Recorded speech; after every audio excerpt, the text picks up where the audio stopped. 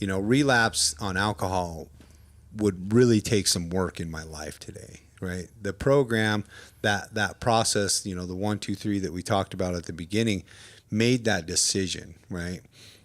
Has gotten to us where we're at now, right? And so to go back and, like you were saying, measure backwards. I have to measure backwards, and not always, and we've said it so many times, not always fucking worry about how I feel right now. Because if I don't like how I feel, give it 24 hours. Whatever my problem is now will probably be different in 24 hours. Like, this whole thing seems to be the case. Yeah, it just flows, right? Like, this whole thing, we have to remember that it's a flowing process, that where I'm at now isn't where I'm going to be at in a year from now. Where I was a year ago, I couldn't imagine where I'm at now. And the peaks and valleys are different. Right? Because I have a higher standard for myself, because I respect who I am today, right? Which is different than it used to be. Like, it's okay for me, the point I want to get to is that it's okay for me to have a standard of living where I get disappointed in myself for not living up to that standard. Sure. I suffer from the ism of alcoholism, right? Which is that thing we talk about. A brain evolved to keep me alive with a mind that wants to kill me. And that fucking thing shows up every single morning.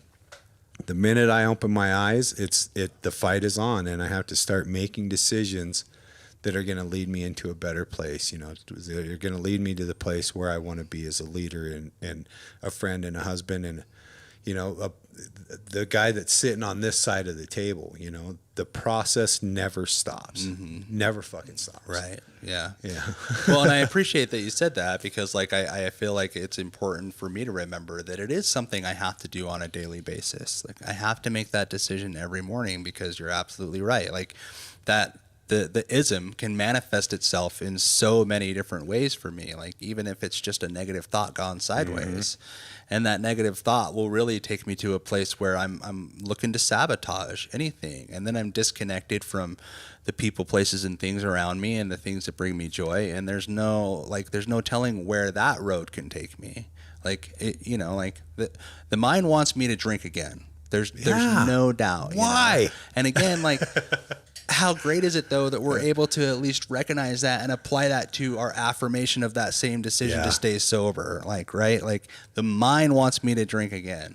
So again, solidify that idea that I need to stay sober today, that I'm not drinking again. And why? Why does the brain do that? Why does the brain do that? I don't know. It does. Yeah, but it happens, It does, right? Yeah. The chemicals that make me feel good make me want to make me feel good. Yeah. And I get convinced that, another snack, another drink, another swipe on the phone, another porn search, insert vice here. Right. Another one will do the trick, right? Even though, thankfully, I know that that's not true today.